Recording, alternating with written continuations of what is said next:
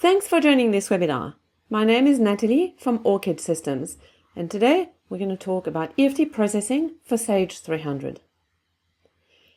As many of you are aware, there are a few presentations and training videos on the Orchid website to get started with implementing EFT processing.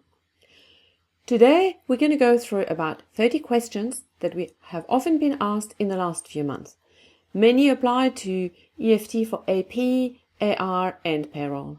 Some are more specific to each component.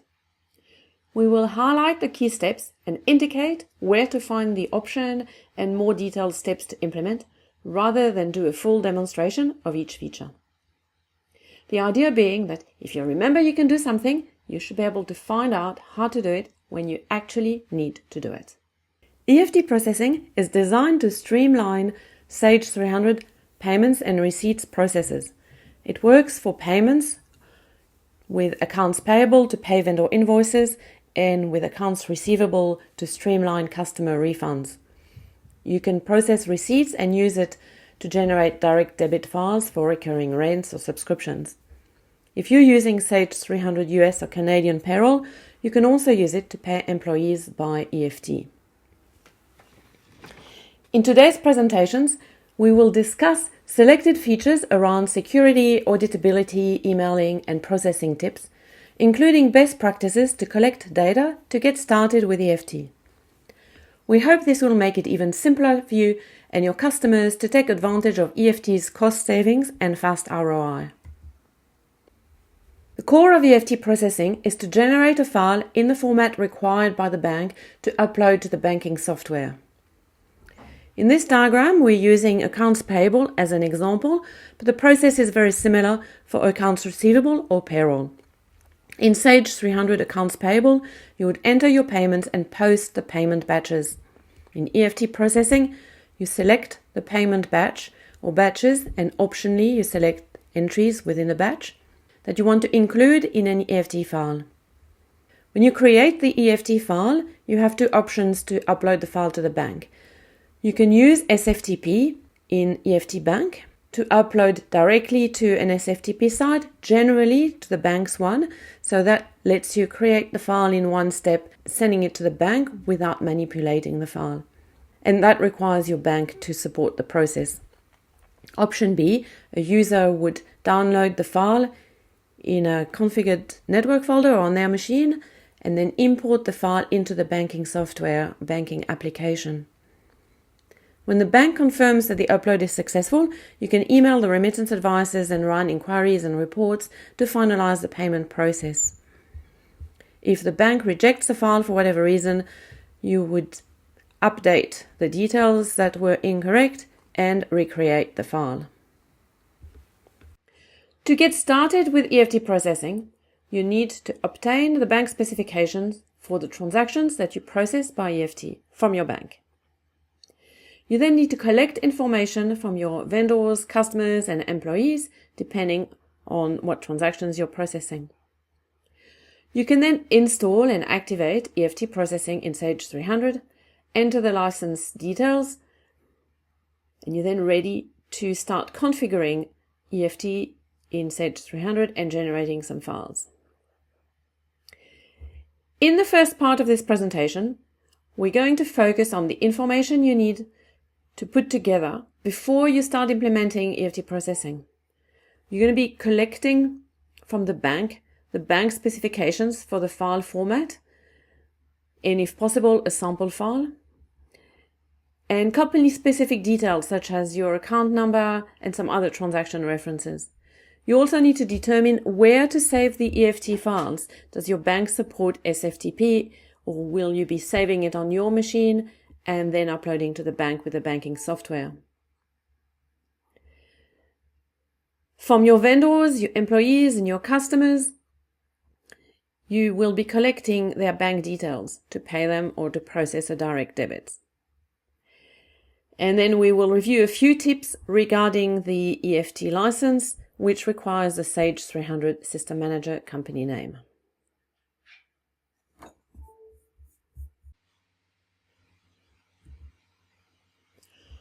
When you start implementing EFT processing, The first question we generally ask you is to send the bank specifications. What is it and why do we need it? The specification document outlines the format or the layout of the file that the bank requires for the transaction types that you're going to be processing with them. The specification can be in different format, a PDF file, an Excel file, a Word document. Sometimes it is a link to the website.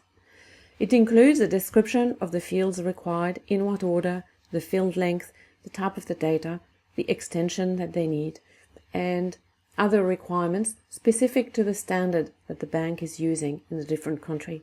So even formats that are ISO standard format may be different for different banks and in different countries.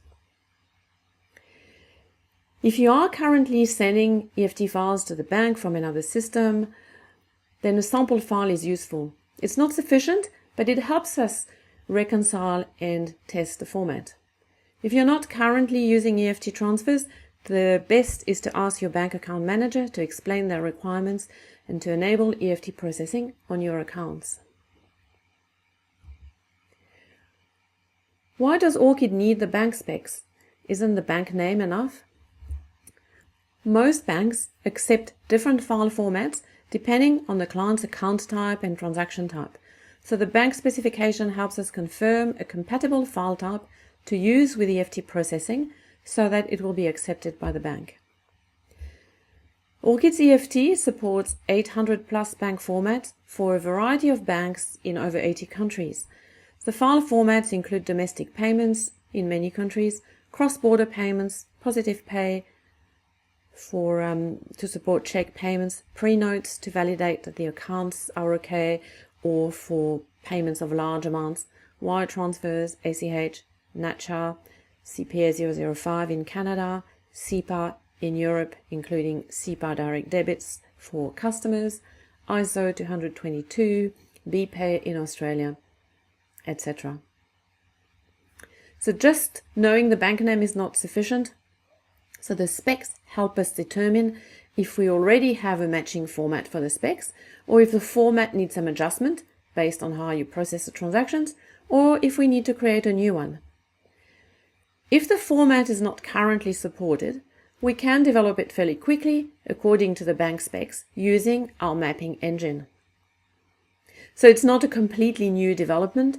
It is included in your license for EFT processing as long as you're current on software assurance and you are running a supported version of Sage 300. It generally takes a few days for us to generate the new file format, but you also need to take into account a little bit of time to test with the bank as part of the implementation. In addition to the bank specs, the bank will also provide many of the client details required in the file. Of course, you need your branch code and account number, which may be called Financial Institution ID, Transit ID, Originator ID, SEPA Company ID, depending on the country and the bank that you are using. But there may be other fields required as well. Your ISO country code, the check form codes, the check delivery method, the branch ID, and the exact details depend on the format and on the bank. So if you're using EFT to create direct debit files to debit your customer account, you may also need your mandate ID. You may also discuss some other options with the bank to support your specific payment processes. For example, do you send files to the bank in advance? Do you need to set the payment date, the effective date in the file? Do you do cross-border payments? In what countries? In what currencies? What are the bank requirements regarding the file name, the file extension? Do they need a unique sequence number per account or across the bank? Will you be generating pre-notes to validate the details of new vendors or for large amounts?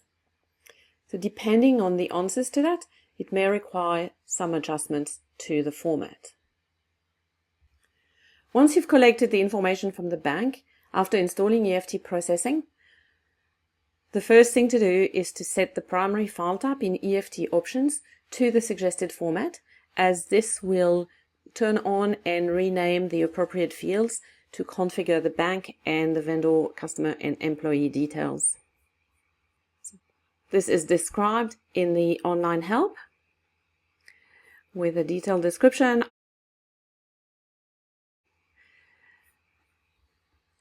If I log into Sage 300, go to EFT Setup Options,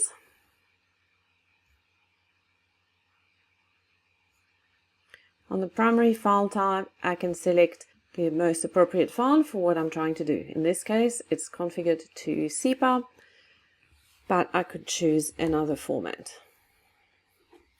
For example, one of the ISO format for the different banks that we support at the moment. On this screen, this is also where I can turn on encryption for the bank, PSB, and account number. So this is my bank details, and we will touch on that in the next section.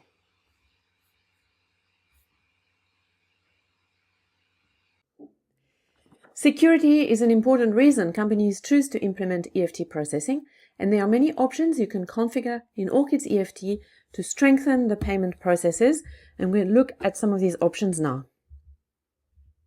You can limit access to information in Sage 300 by creating your security groups and your user authorizations, and you can create Sage 300 security for EFT records to prevent users from updating or viewing bank details. And you can view the details of the security groups in the online help.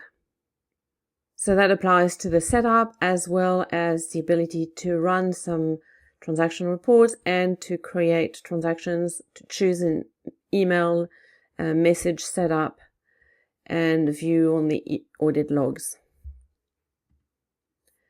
So looking at this in Sage 300, if we look at EFT, got some users, a user group who can approve, a user who can enter detail, and a user here who has full access, including the ability to recreate an EFT file.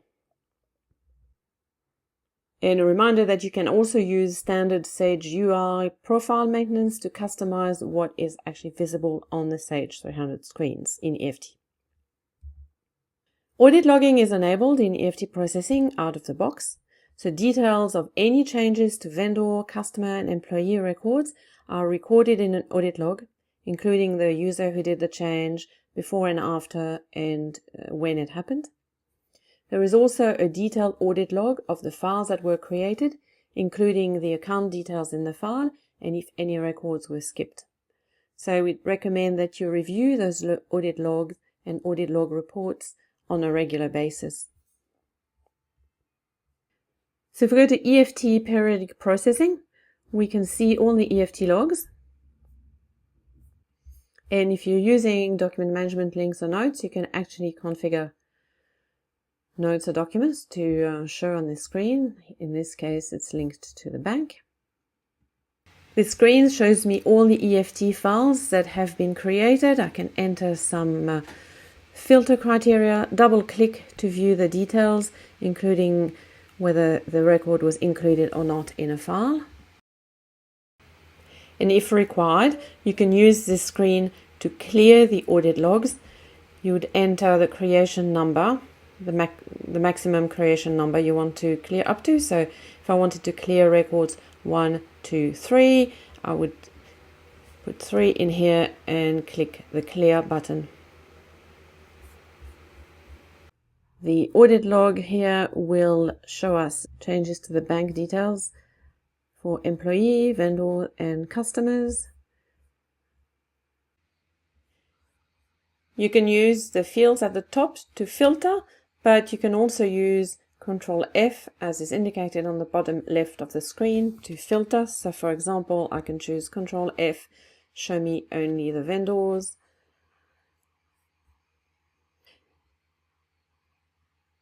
If I use the clear button, I get a message asking me to confirm if I want to clear the audit log. I'm not going to do this now because I haven't done my backup. But if I go Control F again, I can clear the filter.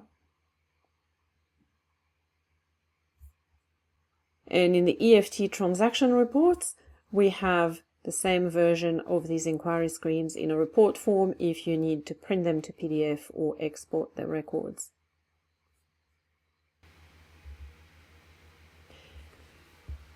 One of the security elements in EFT processing is the ability to separate the duties between people who add or update EFT details and people who approve them. So you can implement two-step approval for changes to vendor, customer, and employee bank account details so that the changes must be validated by a different staff member before they take effect. And to implement a two-step approval, the starting point is to set the default status in EFT options to entered. And the detailed presentation is available, including a training video in the help. But if we look at our EFT options, in the AP, we've set the default vendor status to entered.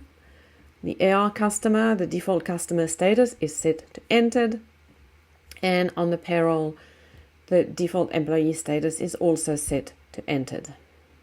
And you can't create an EFT file for a customer, vendor, or employee until the status is set to active. There are also a few options relating to EFT vendors, customers, and employees that enhance the security of the payment processes. First one is the ability to encrypt the bank account number. When they're stored in the encrypted form and they're masked when displayed, and the user only sees the last 4 characters of the account number. And that applies to Sage 300 data entry screens and reports, and only users who are in the approve or view unencrypted vendor bank details can see the full account numbers.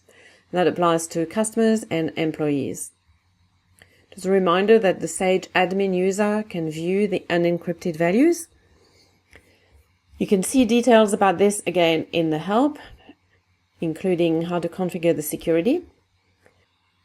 Let's look at this in Sage 300. If we back to our EFT options, let's look at AP. You can see here encrypt vendor bank BSB and account number. If I need for some reason to export the bank details unencrypted, I would need to turn this option off, save, run my report, my export, and then encrypt it again. The next option is the ability to password protect email remittance advice.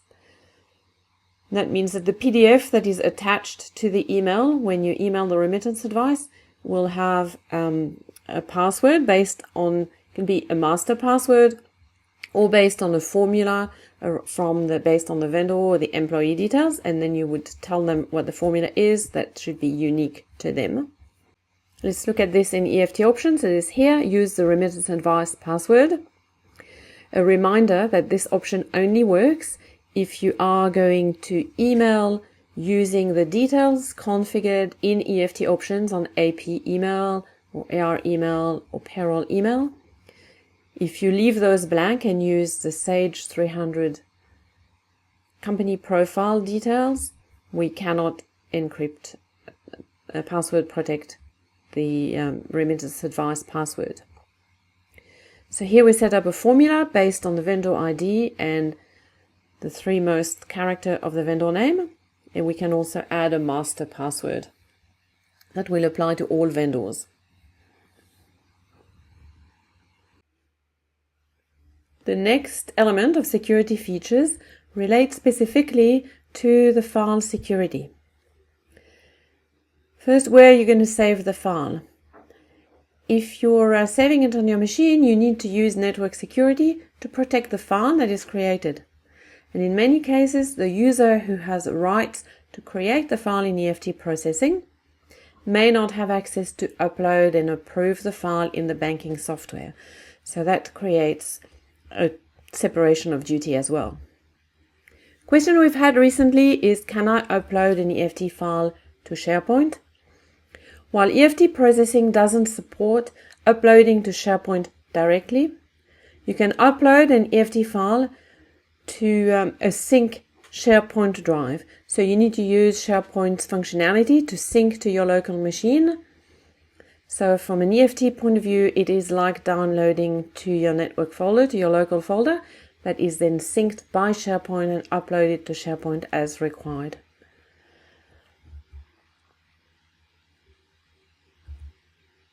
And you would do something similar if you want to upload your EFT file to Dropbox or Google Drive or Box, any of these cloud-based services. One of the options that is more and more popular is the ability to save the EFT file directly to an FTP site. So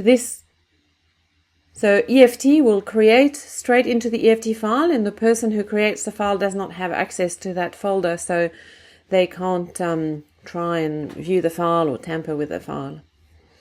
And only the users who upload the file to the banking software have access to the FTP site. In addition, in many cases, banks provide access to their own FTP site, and EFT Processing can upload the file directly to that site without users having to manually upload the file using the banking software. There is a detailed quick tip video on the Orchid website and in the online help in the setup EFT with SFTP output destination.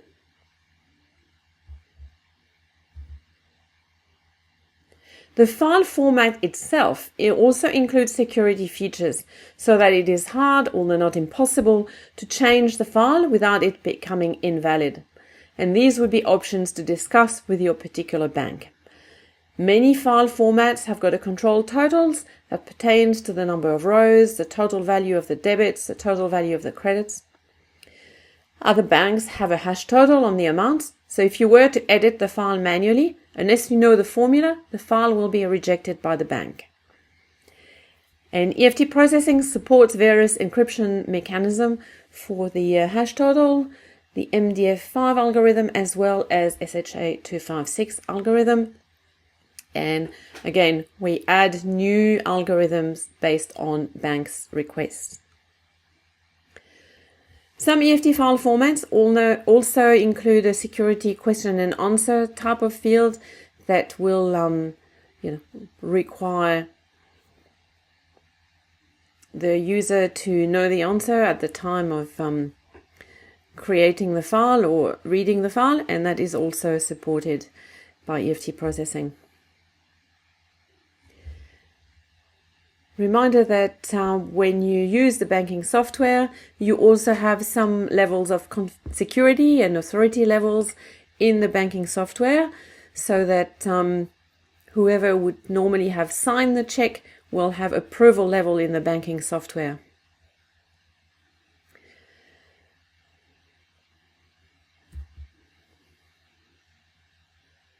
Another form of security through the EFT file format is using Positive Pay to support paper checks. So instead of completely getting rid of check payments, when you're transitioning from paper checks to more secure electronic payments, the first step to try and remove the opportunity for check fraud would be to enable Positive Pay. So you send a check and you also send a file to the bank, and the check will only be honored when presented with a match in a Positive Pay file.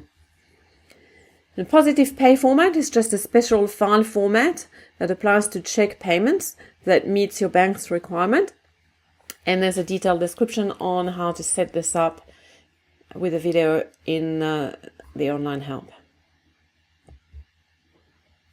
For more advanced options, you can also consider Extender and the PGP encryption app.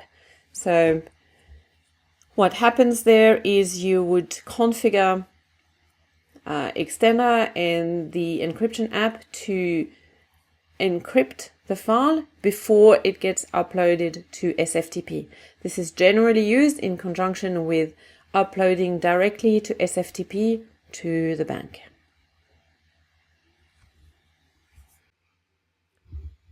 Most of you know that the EFT activation code when you purchase a license is based on the Sage 300 system manager name, and it must match exactly the company name that is registered with Sage.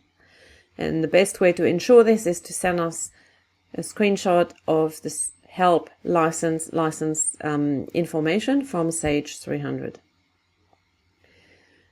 A reminder when we're talking about the license file that to run the Sage 300 web screens for EFT processing, you need a valid subscription license. If you have only a perpetual license, you cannot use the web screens. However, you can convert your perpetual license if you are current on software assurance to a subscription license at the same perpetual software assurance price. Another reminder is that you can use a 30-day trial license. This applies to new sites as well as when you are doing an upgrade. If you don't have the license code for the new version yet, you can activate EFT Processing and go to the EFT license screen, enter the serial number, click the Add button, and it will create a 30-day trial license. So let's look at this in Sage 300. If you put in your serial number, and that can be an NFR code if you're doing an upgrade and you don't have the new serial number yet, click Save. That will generate a 30-day code and you can configure everything, do everything with your 30-day trial. So you've got your bank specifications, you've got the bank details, you've considered various security options, and you have your EFT license. Next step is to gather your vendor, customer, and employee bank details. The exact details depend on your bank, the format you're using, and the type of transactions you're doing. You always need the account holder's name, the bank name, the ID, the branch name, and the account number. Like with your own bank, this can have different terminology depending on your bank and format. For example, for international transfers, you would need the IBAN or the SWIFT code depending on the countries you're sending money to. If you're using EFT for direct debit of customers, the customers generally need to sign a direct debit agreement when providing their bank details, for example, using SEPA mandates in Europe. You can gather all this information in a spreadsheet as you import the bank details in Orchid's EFT. You can ask your bank if they have a template that you can send to your vendors or your customers to collect the information. We don't have a sample letter to email vendors, as each region and bank uses more or less fields and has their own terminology. So what we recommend you do is use the standard Sage 300 report called APLET01 and create your own custom report to include the appropriate fields on the message that you want to send to the vendor. The best way to work out the appropriate fields is to set up your primary file tab to primary bank to the bank that you want to use. Enter detail for one vendor. For example, if you're using NACHA, you would need your routing number, your account number, account name, your transaction code. Then you enter fill in one lot of details in Sage 300 and add those fields to your custom report. And you can then go into AP vendor reports, choose letters, labels, choose your custom report, and send it to the client. They will then have blank fields with the fields that they need to fill in. So once you've done this for your vendor, customer, and employees, you have all the necessary information to start configuring EFT processing in Sage 300.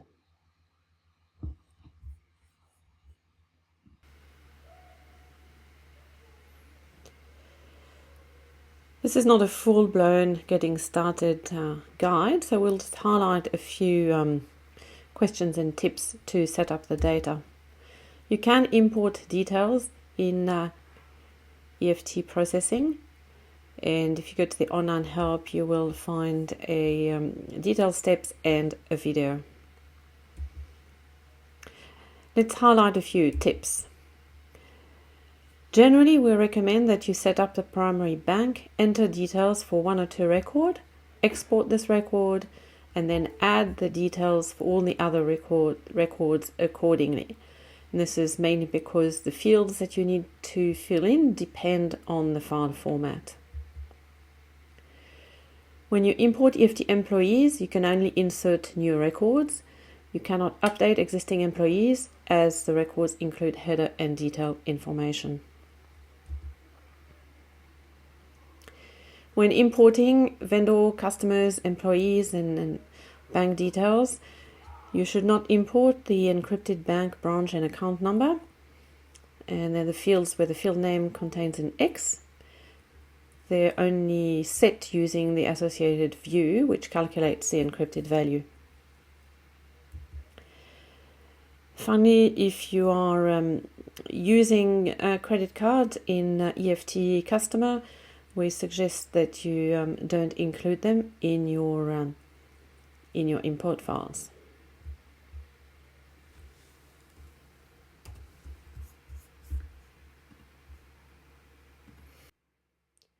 Can we approve changes to vendor, customer, employee, EFT bank details? Yes, we have looked at that earlier on. To implement the two-step approval, you set up your default status in EFT options to entered, and the detailed steps are available in a video in the online help.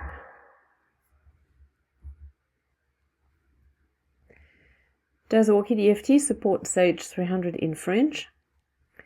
Yes, it includes a French translation if the Sage 300 user is set to the French language, and you don't need any other configuration in Orchid EFT Processing itself. If you have installed the French language layer in Sage and the user's language is French, then you should have the French labels. How do I install the EFT Processing web screens? The web screens rely on Extender for ease of deployment and maintenance. So to install the EFT Processing web screens, you need to install and activate Extender, even if you don't have a license for Extender. So the main steps are to install the latest EFT product update, the latest Extender product update, activate Extender in the companies where you want to use the web screens, and restart IIS. And a reminder that you need a valid subscription license for the web screens.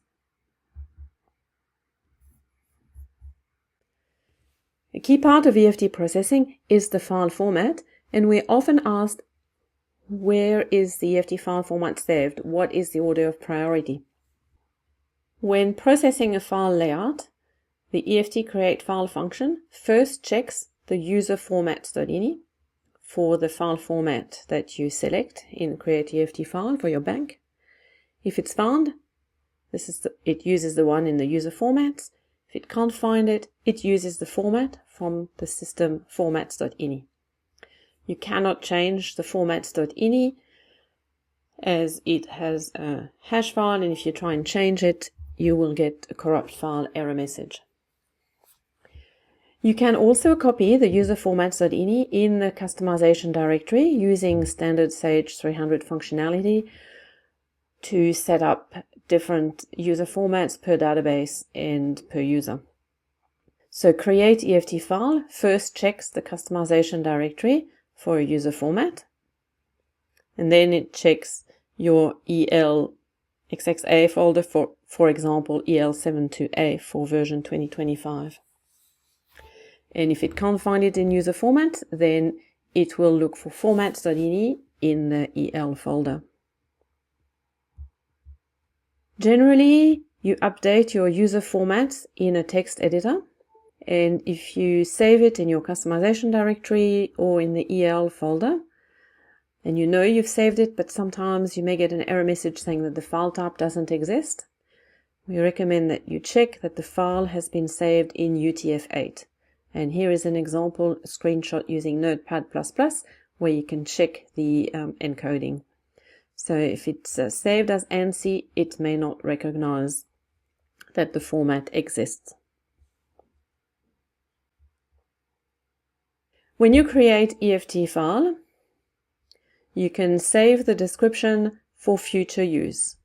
So this is particularly useful if you always want the same description for the bank, and it is based on user, because it's using the standard Sage 300 functionality using settings, save settings as default, and it saves the description, the reference, and the skip display error for each batch type.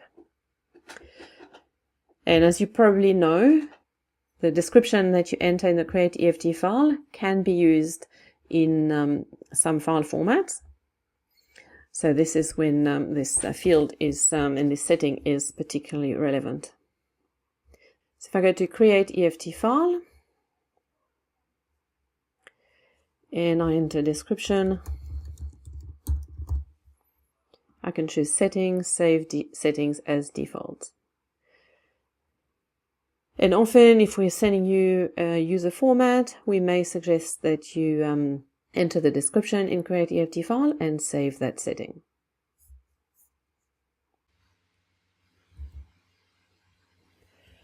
Some file formats require a file sequence number, or some banks require file sequence number. This FSN field is on EFT Bank, and it is the next sequence number. It's the one that is going to be used for the next EFT run. If the file name is set to file sequence number, then this number is updated when you create the EFT file. If you need to re-export a file and you need to use the same file sequence number, you can come in the EFT Bank, reset the file sequence number to generate the file, and then recreate the EFT file. It will regenerate it with the same file number. Talking about recreating an EFT file, this change happened a few years ago, but when people upgrade, it still sometimes comes as a surprise. Why can I not recreate an EFT file that already has been exported? If you have security rights to recreate an EFT file, you will be prompted with the message, the batch has already been exported, do you want to overwrite? You could choose yes or no. But if you don't have that security rights in Sage Admin Services for EFT, then create EFT file will say there is no batch ready to be exported. Let's now have a look at a few tips relating to emailing with EFT processing. Question that we have been asked recently, and it is a new feature that was added in version 2022 and above in the latest product update. Can I add a display name in the from email address? So when you're using EFT options, the email configured in EFT options, you generally set up your SMTP, then you put in your server detail, username and password, and an email comes from, which generally is the same as the username. So if you want to show an actual name in the recipient email rather than just the email address, you can put your name and then the actual email address you want to use in between square bracket, like this example. So Orchid Limited, and then in less than sign, your email address, and then greater than sign. The email message comes up. Can I add a logo to a message template? Yes, you can, because you can configure your message templates to use HTML, and then you can add an image tag, hyperlinking to a logo that's hosted, for example, on your website. So in this example, I have put this image as the source, Orchid website email.png, which is on our website, and it is included here in the image tag of my email template, and then it shows here when I receive the email. And you can view this in the help there are some sample EFT email messages, both text and HTML. You can copy and paste and adjust it to your requirements. If we look at this in the help, you see we have a few sample email messages, just plain text, HTML, and here we have an HTML example with a hyperlink. So you can use this to copy and then paste it in the email message template. Add a message ID, an email subject,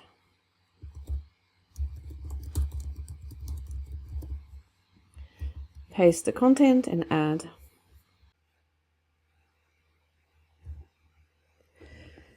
When you're emailing a remittance advice, and that applies to EFT vendors, customers and employees, what email address is used?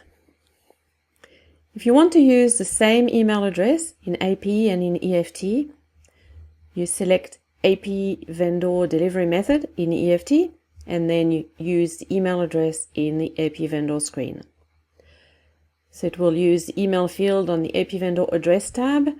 If AP vendor contact email address is used, you would enter the email address on the AP vendor contact tab.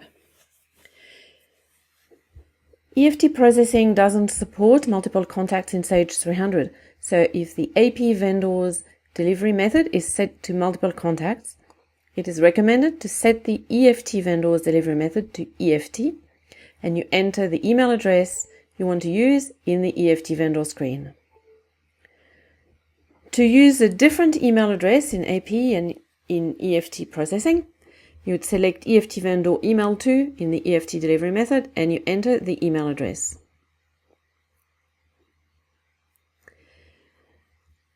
When you use the EFT vendor email to, you can send multiple advices to multiple email addresses. You need to separate the email addresses by a semicolon. And the email to field is 250 characters long in the EFT vendor customer and employee setup screen. So you can enter as many email addresses as fit 250 characters. You can email using a Gmail, and you need to set up an app password in Gmail as you cannot disable two-step authentication. There's a little quirk there, is that when you enter the app password that you've created in the AP or AR or payroll email under the password, if there are any spaces in your app password, you need to remove the spaces before saving it in EFT. You include only the characters. And when you're using Gmail, often you would set your encryption to TLS, and you'd set a limit per minute of 100, which is the general Gmail limit. If you're using Office 365, the limit is per session and is generally 30. You don't actually have to fill in the SMTP details in EFT options. You can use the Sage 300 company profile settings. However, if you do this, EFT cannot verify that the email has been sent and cannot report the number of emails sent. In addition, you cannot reprint emails previously sent, as the checkbox do you want to send an email, even if an email has already been sent for this entry, will not be available. So if you look at the EFT print advice screen, if this checkbox isn't there, the first thing to do would be to check that you are using AP or AR or payroll email settings. Also, a reminder that if you want to use the ability to password protect the PDF attached to emails in EFT Processing, you need to configure SMTP details in EFT options. Occasionally, for example, after an upgrade or when restoring a live company into test and you're trying to print a remittance advice, the remittance advice is blank. The most common reason for this is because you might have restored using SQL and the CSCOM audit org field is incorrect. The crystal report that is behind the EFT remittance advice links the AP or AR or CP tables to CSCOM by linking the audit org and the org ID. So if they have a different value, the report isn't going to find any record. So to fix this, you need to check CSCOM audit org, and you need to check your audit org in the table, and you need to check CSCOM org ID in the database using SQL Management Studio. You can update it and try printing the report again. There are different AP remittance advice layout, and you can select the default advice you want to use in EFT options on the default advice tab. So you can do it for AP, AR direct debit, AR refund, payroll remittance advice, and all your pay stubs, rollover 1 and T4, T4A reports. The EL Pay 1 report has the payment date based on the date when the EFT file was created, and the vendor and the customer banking details come from EFT log. ELPAY02, the payment date is based on the batch date. ELPAY03, the payment date is based on the batch entry date. ELPay04 is the same as ELPay01, but has been retained for backwards compatibility purposes. ELPay05 is where the payment date is based on the effective date selected when the EFT file was created. So this only applies if the EFT format you use supports effective date, and you enter the effective date when you create the file. And after an upgrade, as a general tip, have a read through the release notes and have a look to see if any remittance advice have changed. You may want to redo your customization, like add the logo to the base format, again to make sure you're using the latest features of the reports. If you're using EFT processing for accounts receivable, there is a feature that is useful in particular if you're using the Create AR Receipt but run, where you can update the due date for a posted AR invoice. So it's useful to correct the due date on an AR age trial balance because maybe the original document was posted with the incorrect due date. And whenever you update any due date, the date, the time, the user, and the original due date and the amended due date are logged in the updated invoice due date audit log and the related report. And you need security group update invoice due date in your Sage 300 security profile for EFT to be able to use this feature. If we look at this in Sage 300, in EFT Processing, EFT Transactions, we choose Update Invoice Due Date. And we can do single customer, single document, or I can do multiple documents for a particular customer. So we would use this if we want to fix a mistake, or if for a particular reason we don't want to change the terms code for this client, but we want to just change the invoice due date for a few documents. So let's choose customer 1520. And here on the screen, I've configured document management link to actually display all the invoices. So I could double click and view the detail of the invoice if I wanted to, or I can also double click on the invoice number, and this will open the AR invoice. I can view the detail of the invoice, and if it's coming from OE, I could drill down to the OE invoice. So the original due date is the 14th of January, and I want to change this to 28th of February. And when I click Process, it's updating the invoices that I see here. And if I go to EFT Periodic Processing, the invoice due date audit screen, I can see a change that I have done previously for Mr. Ronald Black, and this is a change that I've done today where the due date was changed from the 14th of January to the 28th of February. And if need be, I can clear that audit log at some stage. We also have in the transaction reports a report version of this screen, which I can filter by user, customer, document, and I've got the details there. The receipt batch audit report has been amended recently to include the selection criteria as well as the customer and document exclusions. So whatever you selected at the time of running the create receipt batch process in EFT Processing is now included in the report. If you need to view the detail of the batches created, you can use the AR batch listing report. Then you can find a detailed presentation of this feature to create AR receipt batches in the EFT help. Finally, in relation to EFT processing for payroll specifically, we often have the question, can you encrypt the payroll advices and the PDF that are emailed to employees? Yes, you can.